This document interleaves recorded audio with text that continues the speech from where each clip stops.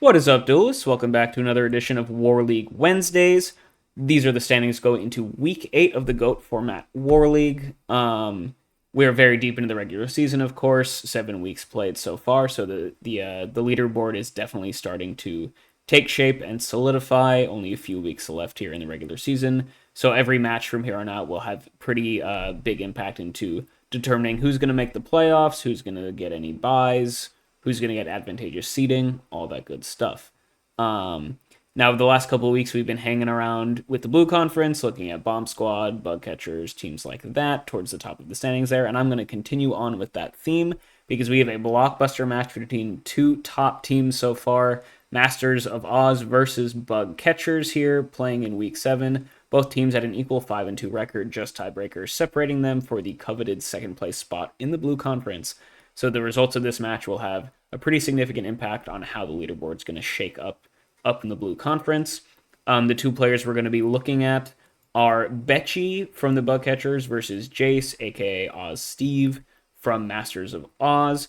Bechi coming into this week had a 4-3 record, coming off of a loss in Week 7. They are a Chaos Turbo one trick so far, but definitely have some solid records so far. They are 3-1 in the Turbo Mirror, which is quite solid, so definitely some chops there in that very common War League matchup. Two of their losses, though, did come to some of the more less commonly seen lists. One loss was to Chaos Return Strategy, as well as the most recent loss was up against a Warrior list. Good matchup into Turbo generally, so not too surprising. And then the last match that they had that they did see the win in was against a Ritual Chaos player to get their fourth win. Now, Jase, on the other hand, not exactly a one trick. We have seen them play two separate lists or two separate archetypes so far in this War League. The first 3 weeks, they played Earth Aggro all 3 weeks, and they went undefeated with a 3-0 record, and then switched it up to Chaos Turbo, and has seen success ever since as well, going 3-1 so far through the next 4 weeks with this Turbo list. Their one match loss did come in a Turbo Mirror, but they still have a positive record in that matchup overall. So slight chink in the armor, maybe signifying that Bechi does have a chance here because Turbo Mirror is the one time Jace has lost so far this season. However, still 2-1 in the matchup so far in War League, so definitely can play that one pretty well. Going into the prep here, Jase, if they were running Earth Aggro, their list is probably going to look something like this based on what I saw through the first 3 weeks. Looks like generally pretty standard stuff outside of the main deck final attack orders, which is very cool. Cool tech piece against specifically like Gravekeeper Spies can often like catch Turbo and Chaos Control players out of the water with that one, so really cool to see. Side deck is all relatively standard stuff. They did play against a Burn player in Week 1, which is why we see the Mystic Walks, as well as just some standard like Battle Traps. A little bit of a Warrior package. Honestly, could maybe be in the main deck potentially, because we did see at least one main deck Rhoda to search up for some of the good stuff. We did also see side deck Jinzo come through in the last match that Jace played with this list. Jinzo came in out of the side against Warrior and absolutely dominated when it hit the board. So pretty cool tech option there to see, and definitely is good against trap heavy decks. However, as I mentioned before, Jase has played their last 4 weeks in a row on Chaos Turbo. So switching it up mid-tourney, making it a little bit difficult for people to prep. And I also think they've definitely are tweaking their list week to week as well. So it's not just a standard sort of turbo list that we see here. There are various cards that are all basically flex spots that they were kind of flirting around with, I think. The first couple weeks, actually, very interestingly, they were on a little bit more of an aggressive version of Chaos Turbo, running main deck Call of the Haunted with Mystic Swordsman and one or more copies of Kaiku to take advantage of that, which is really cool. Mystic Swordsman, not a light or a dark, but is very good against flip monsters. Of course, that's why Warrior plays it, and gets you another target for the Call of the Haunted, as well as the main deck Kaikus. So pretty cool to see there. However, the last couple weeks, I don't believe that they were on the Call of the Haunted list anymore. And so I think these all kind of came out in favor of kind of a more standard but main deck Book of Moon sort of list. I think the Dekoichis probably came in. Definitely some ratios being tweaked here. Faith is probably main decked as well. I think their list ended up looking a lot like the World Championship winning list from Anthony Alvarado back in October, with main deck Triple Magician of Faith and Double Book of Moon. Not sure if the Knight of Silence kept in there, but Jase definitely willing to tweak up the ratios depending on the matchup or depending on the week just to keep the opponents on their toes. So definitely a lot of interesting choices that we could see come out here, especially when they know they're probably playing against Chaos Turbo here, because that's what Bechi has really played this whole time. So flipping over to the prep for Bechi, they also definitely are tweaking ratios here. As you can see, I've seen 43 cards confirmed to be in their main deck at some point during this tourney. Flex spots that might not always be in there are one or more copies of the Mind Control, could be in the side, of course. Same with Kaiku, doesn't always have to be in the main. I believe they swapped. Yeah, I think I had evidence to show that at one point they were on double Dekoichi, and then they, in a separate list in a later week, they were running triple Dekoichi. So maybe, I mean, that's a decision that you make, adding the extra Dekoichi, if you think you're playing up against Chaos Turbo. So I wouldn't be surprised to see the triple Dekoichi list coming out here from Bechi here in week 8. At various points, they were also running triple Magician of Faith, similar to some of Jace's lists. But overall, relatively standard Chaos Turbo cards, just tweaking ratios here and there depending on the expected matchup that week, I guess. Side deck, nothing really insane. The double Asura Priest was interesting, especially because Bechi brought these in against a Warrior player. Now, it doesn't seem like Jace is running Warriors this GOAT format War League season, but did want to point out an interesting choice was to bring in these Asura Priests post-side against a Warrior deck. Not really, standard gameplay, but definitely could catch the opponent off guard. But all in all, relatively standard turbo from both players if we end up just seeing a good old turbo mirror. So we're going to be watching this from Bechi's point of view. Let's kick it off. Looks like they were able to win the rock, paper, scissors, shoot, and looks like they are on their, classic Chaos Turbo list. So, what you're thinking here, turn 1 is, opponent's probably on Turbo, so let's play with that in mind, but there is a chance that he's on that Earth Aggro list that we saw them bring out the first 3 weeks of the tournament. So you don't want to get, too comfy there. Could be a lot of aggression coming through very quickly, in which case this main deck and in-hand Mirror Force might come in handy. Opening hand is serviceable, not amazing, no Trinity, but you have Thunder Dragon plus Raigeki Break, which is nice, as well as Spy plus Tsukuyomi, getting an early Light Engrave with a couple Darks in hand to support this Sork as well. So definitely a playable hand. It's probably just activate Thunder Dragon, set Spy, set Raigeki Break Pass. You probably don't want to set Mirror Force this early, just in case Jase, Steve, whatever you want to call him, is on Turbo and has Breaker coming through. I mean, we saw Breaker even in the Earth Aggro list, so probably want to hold this Mirror Force till a later date is my guess, but wouldn't be too weird to see it set here. Either way, Bechi's going to go fire off that T-Drag, of course, and we are going to see set Spy, set Break. Pretty much expected there. Nothing crazy, off to a decent start, and we'll get some intel here as to what Jase is playing. No Dust Shoot here, of course. Steve is going to show Thunder Dragon, so we know we're probably in for a good old Chaos Turbo Mirror now. Confirming at least that Steve is not running Earth Aggro. Could be like Chaos Control or something, but considering Jase has played, 4 straight weeks of Chaos Turbo, probably just going to assume that that's what's coming through here. And then they're going to go T-set pass of their own. Not too bad. I don't think there's any need to end phase Raigeki Break or anything. And we're just going to draw off return. Draws to Koichi. That's pretty nice. Keep the normal summon train rolling. And now with no way of getting through this set monster with like a... Yeah, I feel like you don't really want a Raigeki Break just yet. Because you want to save that for a little bit higher of an impact. Your opponent could also just be turn 1 setting Sangan or something. So the play is probably just flip up Spy. Second one, probably in defense position. No need to get super duper aggressive in a world where you don't have knock to really apply the pressure. And then probably just poke the set to Koichi, main phase 2, go from there. Seems like a pretty standard play. You could maybe go for like Summon Sook to flip the Spy face down if you're running the 3 copies, which I bet you pretty much was on every week.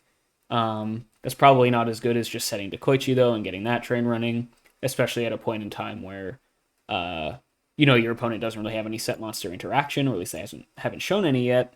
And I feel like at this point, getting a random card from the top of your deck off to Koichi is better than getting Spies from the deck.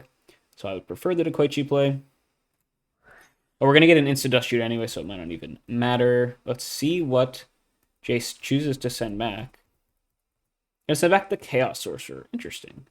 Okay.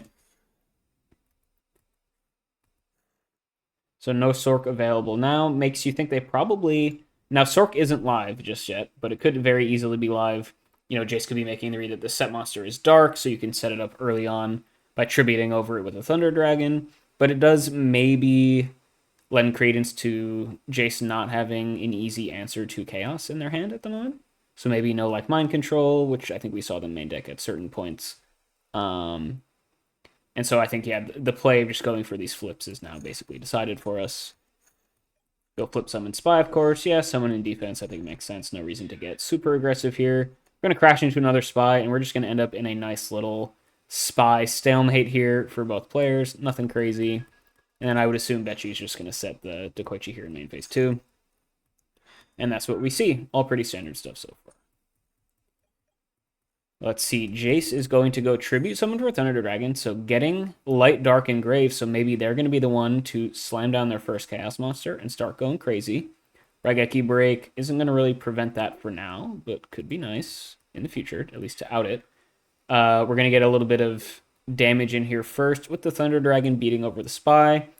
I'm fine letting this happen. I don't think we need to Raigeki Break this Thunder Dragon, because we're still just going to be in a stalemate even if this goes through. Sure, we lose some life and like half a card, but not really the end of the world. And notably, you know, Steve is more likely to be doing this when they have Chaos in hand, as we previously mentioned. Raigeki Break is our only guaranteed out to Chaos at this point in time, so I'd rather just hold the Raigeki Break here. Bechi agrees. Spy will hit the grave. And then main phase 2, BLS is going to come down and banish the Dekoichi. So that kind of sucks. We're pretty decently far behind at this point. We at least have Raigeki Break to deal with the BLS, but it's already plussed on us, which kind of sucks, but it is what it is. Jase is going to add a back row and then pass. Bechi draws another Dekoichi return. That's actually not too bad, because we can just answer this BLS and then reinforce the stalemate. No need to go crazy and Raigeki Break right this second. You might as well just hold it until like the opponent's standby phase or something, make them think you maybe have a dust shoot for as long as possible. And so I think the play is probably just set Dekoichi. Maybe you could probably set Mirror Force at this point as well, and then pass. And then plan on standby phase Raigeki breaking the BLS to keep your Dekoichi and or Spy on the board. But we're going to go for it here anyway. Yeah, I don't really see why we need to do this at this point. No reason not to just hold it for a little bit, I feel like. But it's a pretty marginal difference. And if we set a new card, like Jase still has to kind of think that we might have Dust Shoot as well. So the fact that you're adding the other back row makes it kind of a moot point when you do it. But you don't lose anything by waiting to Raigeki Break is kind of my thought there. But yeah, set the Koichi is nice, and we still have a little bit of stalemate going on here. So all good stuff. You want to keep this stalemate until you can kind of draw back up into some better stuff and recuperate the lost cards thanks to that BLS. Jase is going to go Breaker the Magical Warrior. Bit of a bummer, going to kill our Mirror Force. I still think it was a good time to set it, but unfortunately it is just a very weak card to Breaker. Luckily, the Breaker's not going to really do too much if our Spy sticks around, so we're just in pure defense mode here from here on out. They're going to go pop our Dekoichi, that's fine. We draw into Graceful Charity, which is really nice. All right. And then we're going to get a ring on the Spy. So Steve here taking a little bit of a negative card advantage trade, but going to just use it to really apply the pressure to us. So going to put us on the back foot. When they're up a bunch of cards, definitely makes sense. You're at a point where you can liquidate your card advantage to go for more damage, so I don't think it's a bad play from Jase by any stretch of the imagination. But now if we can stabilize at some point, that might be nice that we are up a little bit of a card there. So I think we're just going to fire off the Graceful Charity here and then go from there. We draw into another Magician of Faith, a Sangan, and a Solemn Judgment. So main deck Solemn here out of Bechi is interesting. Definitely discarding the Thunder Dragon. And then I guess we can go ahead and discard a Magician of Faith. Could also just discard Sangan. But Sengen actually doesn't seem too bad at this point. Like Tsukuyomi, I guess we already have Suk in hand. Um, but I feel like we don't really need double Magician of Faith because we can always just Tsukuyomi if we really want to, maybe. I mean, I guess our Faith is probably just going to die if we set it. So yeah, this is actually kind of interesting. So we're definitely discarding Thunder Dragon. We have tested for knock a couple times. So this Faith does feel pretty likely to resolve, right? But I'm worried about like losing soon, right? Like if we just go set Faith and then we don't have any like back row to protect ourselves, really. So like there's no Mirror Force to worry about. So next turn, Steve could just go Spy, kill the Faith, and then we get hit for 32, and then we almost are dead. And we're just kind of have to hope that the Graceful draws us into something good. But there's no other play. I mean, I guess we could kill the Breaker with the Tsukuyomi. And then we would take 28. Yeah, that's not really worth it, because then we still just take 28 on the crackback. I think we have to play to resolve this Magician of Faith at this point. But the question is, do we want to keep the second one? Probably not. I feel like we're not at the point where we can afford to try and resolve multiple Magician of Faiths.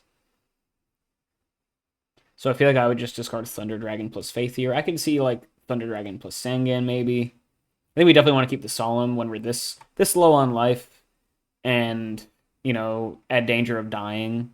Solemn is just good. Like that's kind of why it's in this deck. So it's probably discard. I could see discard Thunder Dragon and Faith or Thunder Dragon and Sangan. I think both are fine. And we're going to see Thunder Dragon and Sangan, a little bit more of a high rolly play. And yeah, I guess there's nothing you really care about grabbing too much with the Sangan here. Maybe third Spy is nice just as a wall, but that doesn't seem like super amazing, right? And so maybe there's a world down the line where you can resolve multiple Magician of Faiths. Or you resolve the first one, get another Graceful Charity down, and then you can set up for a Souk Loop with the second one. Maybe that's your way back into this game. So I guess, yeah, Sangan doesn't really help you win the game at this point. It doesn't do anything except be a chump blocker against this. Whereas if you have the second Faith around, at least you have like an opportunity to come back. So yeah, Sangan is probably correct there, I think. Even if the second Faith is not amazing, it will at least like give you a way to claw your way back. So I think this is fine. And then it's just set Faith, set Solemn Pass. I think that's kind of what the plan is. Jase is going to go poke our Faith. We just grab the Graceful. And we take 16. So thankfully for us, they didn't swing with the Spy. I mean, I guess it's Spy plus any monster is still lethal next turn. But choosing to keep it in defense, even though we didn't have a Mirror Force, is a little bit nice. Keeps our life points a little bit higher. And they're going to go set a monster, set a back row pass. Okay. We draw BLS for turn, which is live, which is quite nice. Do you Solemn a Trap Dust Shoot? That could be fun. Any Dust Shoot here from Jase? Looks like no. Okay, so I think we just fire off the Graceful here. So I guess what is our play with the BLS? I mean, we're still not at a point where we really care what this set monster is. But we haven't found any knocks yet, so Graceful into knock is at least kind of nice. We're definitely summoning BLS this turn, especially when we have Solemn to back it up. And Ring is gone as well. We could get a lot of damage. We could just banish the set, but I mean, I don't care too much about it. Could be Dekoichi, could be another Spy, I guess. Although that's unlikely. I guess, what are they not going to summon there and attack with? They could play around Torrential by not summoning anything. So, like, it could be a real flip. Sangan probably gets summoned, maybe. I don't know. There is a world where they just don't play into Torrential at all. So the set could basically be anything in the deck, I feel like. I think definitely just fire off this Graceful and then reevaluate. Draw into another Solemn and a Dust Shoot and a Sork. Okay. So definitely going to discard the Dust Shoot here because it's not live. The other discard is a little bit not so easy, though. We definitely want to keep the second Solemn around, because double Solemn when we're about to play 2 Chaos Monsters is really nice. Because the Sork is live, I think we definitely want to keep it. So then, do we discard the Faith or the Tsukuyomi? I feel like we just discard the Suk. And then we can set the Faith to grab Graceful again, and then the play for turn is set Faith, BLS, banish the set, Sork, banish, I guess, the Breaker, probably, to keep them off darks. And then we have BLS plus Sork on board with double Solemn to protect them. That feels pretty nice. I feel like that's probably what I would go for. Tsukuyomi at this point feels a little bit win more, and I just like, vomiting all of our good stuff onto the board at this point in time. Suking one of our Chaos Monsters doesn't do anything because we're going to have both on field. Yeah, so I like this play out of Bechi for sure. BLS banish the set. Nice. Then we can go Sork banish the Breaker. Could also banish the Spy, maybe. Yeah. That's also... I think you just have... You want to pick one of the Dark Monsters. Which one? I don't think matters too much. Spy is, I guess, a little bit more defensive, which is annoying. But yeah, then you could just go Faith and Solemn. I don't think which one you pick matters too much. But yeah, I like this turn out of Bechi. Vomiting your hand onto the board. It's really tough for Steve to deal with, especially when you have double Solemn. And so I think you're in a good spot, especially with Ring gone. It's going to be really hard for Jase to get through this board when you have so many negates and so many strong monsters. Let's see. They're going to go Pot of Greed. Ooh, do we Solemn the pot? I feel like no. I feel like we probably just want to Solemn, because like how many answers that they could just draw crap we don't care about. What we really care about is if they have answers to our Chaos Monsters, right? I don't even care if they have like Knock or anything. I just want to keep these on board because this is how we're going to win. So I feel like we just let the pot resolve and then Solemn any potential answer, like if Tribe comes down or something like that. We are going to Solemn the pot, though. Interesting. I guess you have a Solemn to spare, so Solemning pot here is kind of nice. I just feel like there's not too much stuff you really care about them drawing that you couldn't just Solemn anyway. Like, what are the things you Solemn here for sure? You Solemn Snatch, you Solemn potential Minecon, which there could be 2 of, you Solemn Tribe. But besides that, what are we Solemning? Like, I don't actually really care about anything else. We would Solemn like a Raigeki break, probably. But I just feel like pot isn't going to draw into too much stuff that we actually care about Solemning, so we could just let it resolve and hope that they don't have extra answers. I think we're in a really good spot regardless, so I don't hate the Solemn on the pot there. Okay, Jase is going to go Call of the Haunted. Oh, interesting. So they do have... They're on their anti-turbo list with main deck Call of the Haunted with the Mystic Swordsman and the Kaikus, and now we definitely need to Solemn this Call of the Haunted for sure. Yeah. And now see, here's the issue, right? Like they could just have stuff in hand. Well, actually, I guess we know one of the cards in hand is Thunder Dragon. Okay, so that actually makes the Solemn on pot look a little bit better because we know one of the cards is not an answer. And now they would need like even Tribe isn't enough because they only have one card in hand. So maybe this is just enough. Like if they only have one answer, it's kind of fine. Because if you answer one, the other one will get you, and I still have faith on the Graceful. Yeah, so maybe Solemn on the pot was just the play. I think it's close. Definitely let me know what you guys think in the comments there. It's not immediately clear to me which one is correct. I think Solemning the Call of the Haunted is something you definitely do. The only thing is now you get absolutely blown up by Snatch Steal if the last remaining card in hand is Snatch.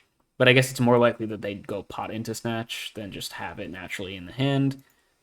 We haven't checked for Snatch Steal in a very long time, though, so it's actually not super unlikely that it is that.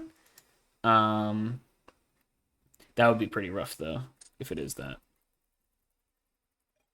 Okay, they're going to go kill our second faith. We grab Graceful, of course. And then they're just going to go put up the shields, set a monster, T-drag to defense.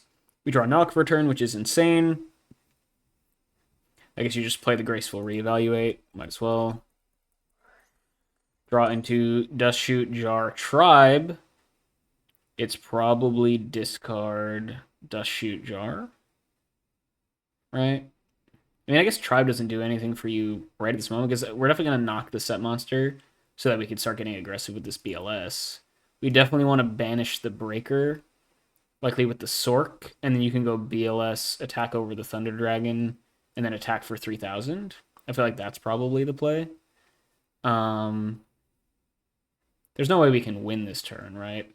If we go like knock, Sork attack, no, that we do 37, 43, 53. Yeah, we're 1,500 short if we normal summon Tribe. Yeah. So do we care about the Tribe or do we keep the jar? It kind of doesn't matter. we are pretty far ahead at this point, having resolved the third Graceful Charity of the game. I guess Tribe really doesn't do anything. And Tribe does give them like an even better... I mean, Snatch Steal still kills us anyway. Whereas having a back row, even just to bluff, is kind of nice. Just to make Jase a little bit more scared of stuff. Although they probably are forced to play whatever cards they have, even if we have a back row.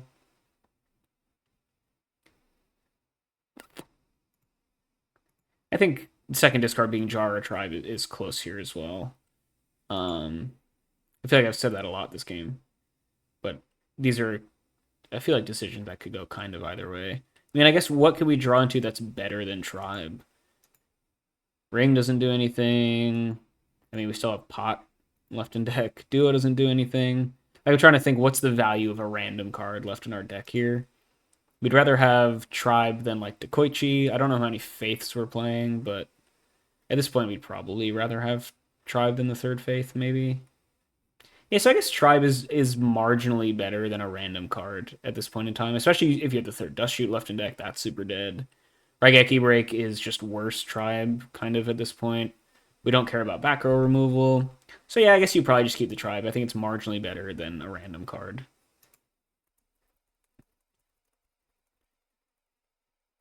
Bechi with in the tank here. Dust Shoot Jar. Okay, we came to the same conclusion there. Yeah, like I said, I think Tribe is just marginally better. Like, there's not really like a tactical reason to this, I don't think. I mean, I guess there's a world... No, because we're going to keep our opponent off Chaos anyway, right? So I think it's just, like I said, knock the set, Sork Banish Breaker to keep them off Chaos, and then BLS you can start getting in for some damage. Seems like the play here. Banish that Spy, sure. Sork Banish the Breaker, nice. And then get in for 3k. Nice turn here. Hold the Tribe for a rainy day. I think that's totally fine. Especially when you're in these top deck situations late in the game. Just having a playable card is pretty nice. So from that perspective, keeping the Tribe looks pretty good. And then Jase is going to go set a monster pass. And then we have game. Nice. Yeah, and I guess that's another reason to keep the Tribe so that you can do exactly this if Jase just draws a monster to put in the way. Then Tribe plus Sork is lethal next turn. So yeah, really well played there by Bechi, I think. Pretty much agreed on every single play there. not that I'm like gassing myself up or anything.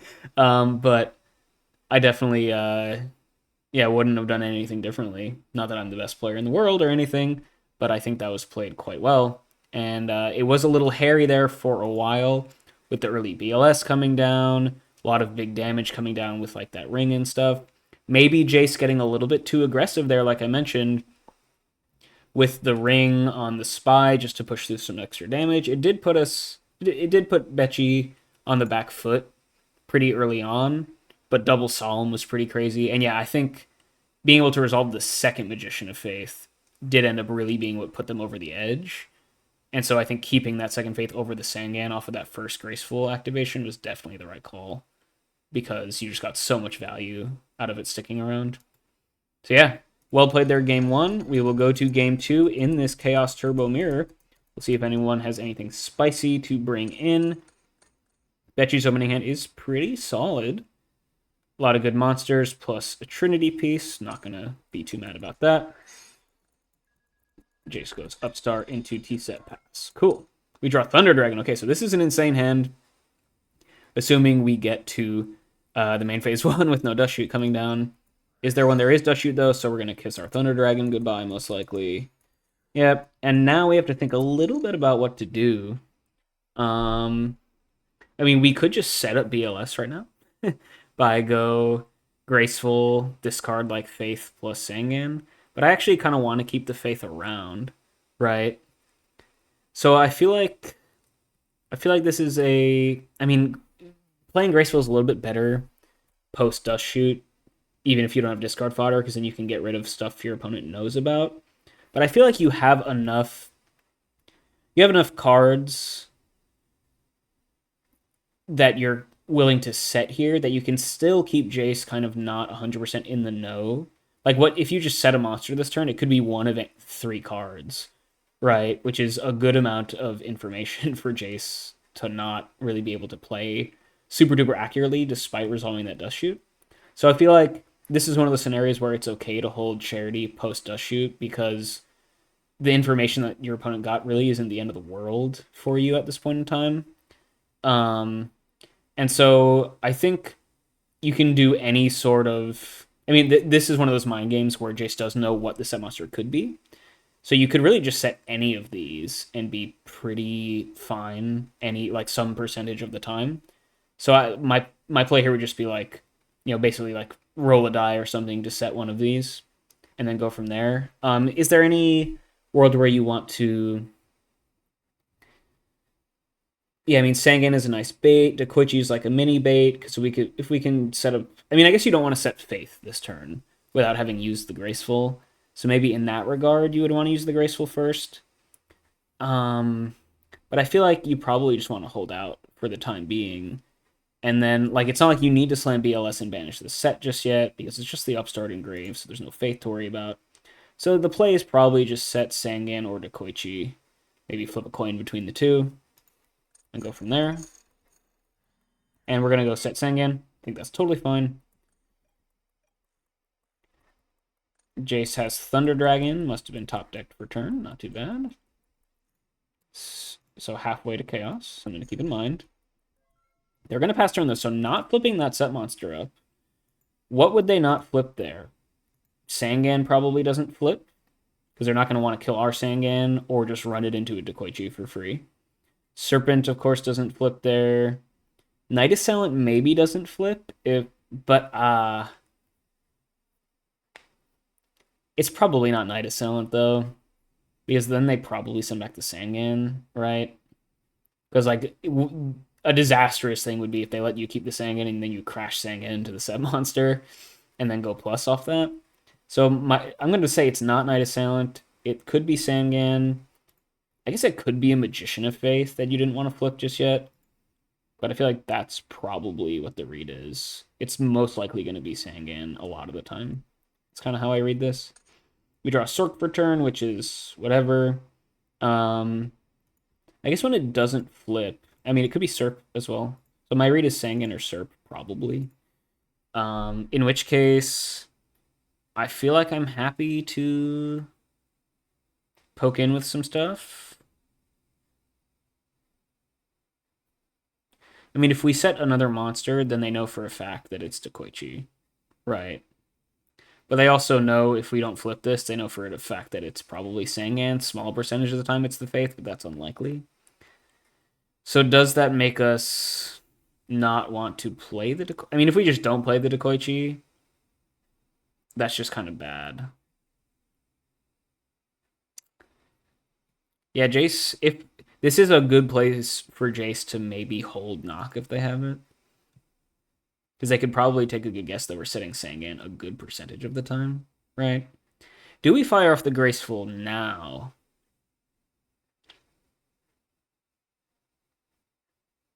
Still probably not, right? I feel like we're fine playing this a little bit slow. I guess even if it gives away information, I'd probably just go set to Koichi pass and go from there. That seems kind of fine. Yeah, it's a little bit awkward, but I don't think we can do anything else really better here. And there's nothing that makes me want a graceful right now, so might as well just hold it. I think that's fine. Jase fires off Pot of Greed, which is very nice for them. We're going to go set a monster, set a back pass. So this still doesn't flip. So the odds of it being a Faith are basically 0 now. So it's got to be Sangan or Serp, right? Surely. Now we can resolve our Dekoichi, which is nice. And so now it's clear that they're not just holding knock. They just don't have anything like that. So we can go flip Dekoichi, draw a card. We draw into Spy, which is pretty solid at this point. RB doesn't do too much right now. I guess we want to be attacking with our Dekoichi here if we can. And now it's, your opponent's going to be pretty certain that this is the Sangan. So you might as well just flip the Sangan and try and like poke the set monsters, probably. So that's probably fine. And then you can go set Spy, pass. Maybe set RB, but I don't see a need to do that. We're just going to poke the Dekoichi. Hitting a Dekoichi out of Jase. So they just held Dekoichi for forever to make us think it was a Sangan? Or a Serpent? That seems odd. Not really sure what that was supposed to accomplish. But obviously I can't see Jace's hand, so not entirely sure. It's going to cycle for a card. It does put Light Dark Engrave, which is something to note. And we keep our Sangan set. Okay. Main phase 2, I think it's just set Spy. I guess because now Chaos is turned on, you probably just want to set the Raigeki Break, just in case you really need to use it. Or if you like top deck Serpent or Thunder Dragon next turn, you might want to use it in main phase 1. So it's just a little bit of like a hedging of a bet to set the break, just in case, probably. We're choosing not to set the Gravekeeper Spy, though. That's kind of interesting. Why wouldn't we just set the Spy? We're not just like worried about monster zones. That seems kind of silly. So you have better Graceful Charity discard fodder in the future? That doesn't seem particularly correct either. I feel like when we know our opponent has no knocks or anything, you might as well just go for the Spy, right? Unless the idea is at some point you're going to want to play the Graceful and then Spy's a good discard fodder because then you have a normal summon that turn with Faith anyway, but like you could just play Spy here anyway and then they're not conflicting. So I'm not entirely sure why you wouldn't just set the Spy here. Maybe if you just want to use it as discard fodder for the Raigeki break. And maybe, but I feel like we're so far behind that if we're having to use Raigeki break and discarding a real card, it's just gonna not be good. So I feel like I would rather like at least put pressure on our opponent by playing stuff. Like, yeah, we're behind on cards. Well, we are behind on cards. So how can we make up for that is if we can apply some pressure with a Spy, is I guess kind of my thought there. Whereas if we're forced to Raigeki break discarding the Spy, it's like we probably are already in a really bad spot anyway. You know what I mean? I guess is the plan, do we really want to like draw phase RB the set in case it's Faith on the Pot of Greed? That could be real. In which case, sure. But like either way, like if they go Faith on Pot of Greed, that's really bad. If we go Raigeki break it, that's still not great for us. So I feel like we kind of have to play as if this isn't Magician of Faith. And if it is, we lose, and we lose, but it's fine because we're already behind. And if it's not Faith, we're still fine, and we haven't, negged ourselves with this Raigeki break. Maybe the idea.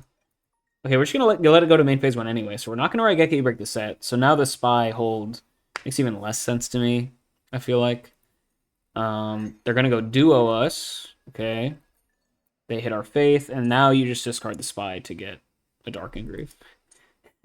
So I guess if this exact scenario happened, keeping the Spy in hand is kind of good, but I feel like we can't really expect our opponent to just draw the duo there, right? Now we're still really far behind. They go Kaiku, yikes. feel like we're forced to Raigeki break the Kaiku. Because otherwise we just kind of lose. Right? Because otherwise our hand does literally nothing. Yeah, Raigeki break, discard the Sork. Yeah. Kind of forced, and we're just in such a bad spot now. Draw duo for turn, that's fine, I guess. Notice they didn't flip this set, but they're just not flipping their stuff anyway. So maybe it doesn't really mean too much. It could be Knight Assailant, although it's probably not, once again, because Deco kill the Knight Assailant is good for us, generally. It's not Faith. Could be Sangan or Serp, I guess, right? I guess it could be a weird Dekoichi or Spy that doesn't flip, although that seems unlikely. Then we're just gonna... I guess we can hold Duo here to try and get more value later on. I don't think we need to use it right this second. Do we slam BLS now? Or is the play, do we go BLS plus Duo and just try and go to town because we're so far behind? I actually don't hate that, right? That's not terrible. Just because we are so far behind that we kind of need to do something. But then again, our opponent hasn't really committed anything to the board either. They've had Chaos live. We just haven't really given them a great target. Unless... So they probably don't have BLS, because BLS probably comes out to banish our Sangan at some point. Unless they just got BLS. But no, they top deck Duo for turn. They top deck Pot the turn before that, and T-Drag the turn before that. I guess maybe the Dekoichi draw could have been BLS at some point, but it seems unlikely. So if they do have Chaos, it's probably Sork. And we have no out to Sork if we play our BLS, so we would just lose. So maybe you fire off Duo. If you hit the Sork, maybe you go for BLS. We're kind of stuck between a rock and a hard place at this point. So it kind of doesn't matter what you do. I mean, if the is this is a fake set, though, you don't have to do anything just this second. So maybe we just pass and bide our time. Doesn't seem terrible. We're going to fire off the Graceful here, so trying to find something playable. You find Dust Shoot, Tribe, Knock. Okay. All decent cards, except Tribe has no discard fodder. Yeah. I mean, I guess you discard Tribe plus Knock, and you can set up for like a Shoot plus Duo play. Yeah, this is just, yeah. I mean, I guess we're just Hail Marying, hoping to draw into like Serp or something. But like these are all cards that I feel these are all cards that are like fine to keep. So this Graceful didn't really get us that much value, unfortunately. And what you discard kind of doesn't matter too much. I mean, I feel like you get rid of the Tribe because you don't have a lot of discard fodder. I don't like discarding Knock, but maybe you can discard Knock because this set is probably fake. And they didn't add anyone earlier, so it kind of doesn't do anything. And if they do draw into something that we need to answer, we can just shoot it away. So maybe the discards are Tribe Knock, or like Tribe Duo, because Duo is not great when they have Double Thunder Dragon. I think either one of those are fine. It's probably the play. You're definitely keeping BLS. I feel like you're definitely keeping Dust Shoot. All right. The one way you get back into this game is if you see your opponent's like super duper bricked and you can get aggressive. Yeah, so we're going to go Tribe Duo. I think that's fine. It's going to be a long time until Duo is live. And you kind of just want to use your cards now. So that makes sense. We're going to knock the set. That's fine. We hit a Spy, which is fine, I guess. They discard all three, or banish all three copies. And now we're just going to get aggressive. Okay. Do we... No, I don't think we send BLS. Do we send BLS? Or, I guess... So this is 24. This will drop them down to 46. And then BLS is lethal next turn. So you actually can afford to wait a turn to drop the BLS. Because it doesn't really change the clock too much. So yeah, I think this is fine. And then you just set Dust Shoot Pass. Yeah, I like this. I think figuring out that it's time to get aggressive definitely is a fine play here, right? We're so far behind, you might as well make a last gasp at it. But you don't want to slam your BLS, A, because it doesn't really change the clock, and B, because you can at least scout with the Dust Shoot first to see if it's safe. And I feel like if we summon BLS this game and it doesn't immediately kill the opponent, we just lose. So we kind of have to just make sure that either it'll survive or we'll kill the opponent the turn it comes down. So I like holding it here. And yeah, it does she pass, fire it off in the standby phase. Their hand is interesting. Okay, so they have Snatch, Sork, double Night Assailant, and the 2 Thunder Dragons you knew about, and a Sork and a Dead Heavy Storm. So they are pretty bricked here. Yeah, I guess never really wanting to set these Night Assailants because both of these cards are cards we're fine running into a Night Assailant. So I guess we're just going to send back the Sork because that is live right now. It'd be annoying if it managed our Sangan. And then if they go set something, it's annoying, but like if we take away Night Assailant, they just have the second one, so there's no point in getting rid of both of them. And now we know to play around Snatch Steal at least, so that's good. So it's going to be send back Sork and then try and finesse some sort of victory here. All right. And then what are they going to do? Just going to go set a Night Assailant pass. We draw Thunder Dragon for turn, which is interesting, actually. So we know they don't have any set monster hate. So we could go...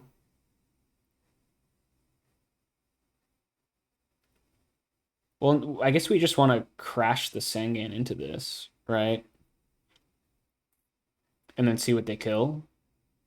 That's probably fine. Or, ooh, no, you know what you do? You attack with the Dekoichi first, because then if they want to block the damage, they have to pop the Sangan, and then we get a search. That seems good. So it's going to go battle phase, Dekoichi attack. Let's see if they keep the Dekoichi around, or we get the damage in.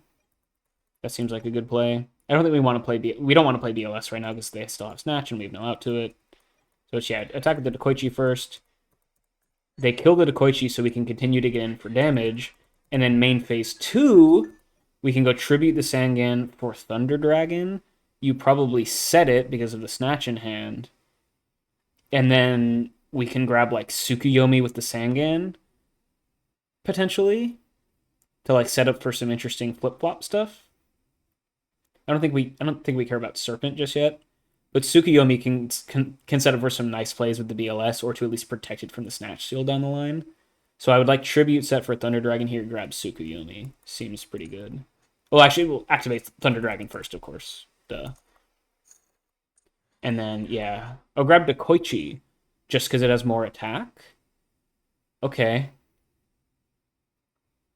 I think that's fine, too. Yeah, I mean, the point of Suk is that it's more aggressive than Serp. Dekoichi does a similar thing, I think. Is the math important there? I don't think the extra 300 really does anything. I guess Suk can't attack the turn that it comes down with the way this is set up because we have a set monster on board, though. So maybe the Dekoichi is a little bit better. Man, it would be great if Dekoichi plus Thunder Dragon was lethal next turn, but 'tis not, unfortunately. But I like this play in general. Dekoichi versus Suk is an interesting decision point, I think. Well, so let's see next turn. If Jase just goes set Night Assailant pass, what is the optimal thing we can do there?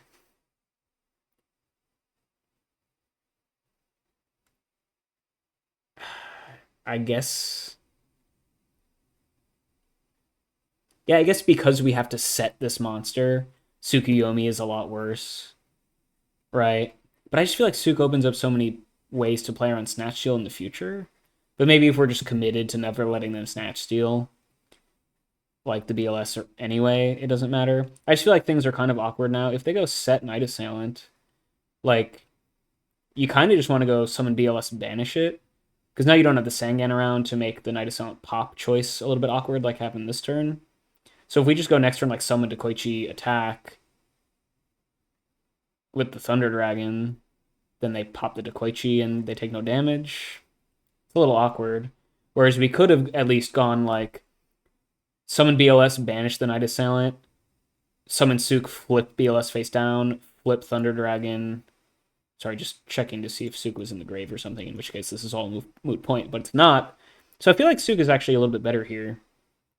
Because you can go for summon BLS, banish Knight Assailant, flip summon Thunder Dragon, normal Suk, flip the BLS face down to play around Snatch, and you still hit in for 27, right? That seems good. Whereas Dekoichi is just still kind of awkward when they play the Knight Assailant. Okay, discard Thunder Dragon to play around Dust Shoot, I think, is good here. The second Thunder Dragon is not going to really do anything for us. They go Breaker, killed the TD, which kind of sucks. But now... Oh, now we just win, though. Nice. Okay, that's a really crazy top deck. We're going to Mind Control to flip up... Or Mind Control, steal the Breaker, Breaker pop the back row, summon BLS to Koichi, and win the game.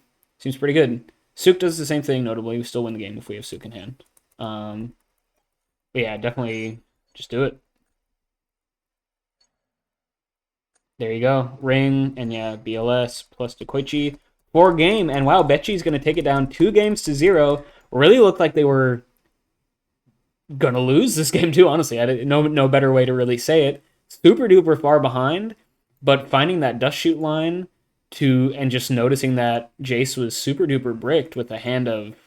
I mean, I guess they must have drawn the BLS return. Yeah, this is all known stuff in hand. Dead Knight Assailant, which could have made things awkward here.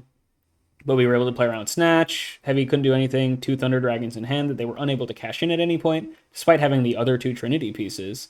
And sometimes just the aggression that Turbo can muster up from like random Dekoichis and Sangans and things like that is enough to kill the opponent when you have BLS live.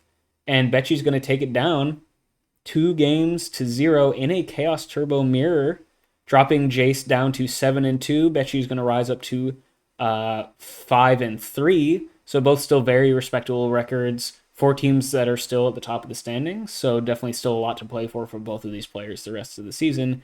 But I think very, very well played here by Bechi over the course of these 2 games. Stealing one away here in game 2, but that is what this deck is capable of. Can never sit back when you're playing against Turbo, and Bechi proved why that is the case here in game 2.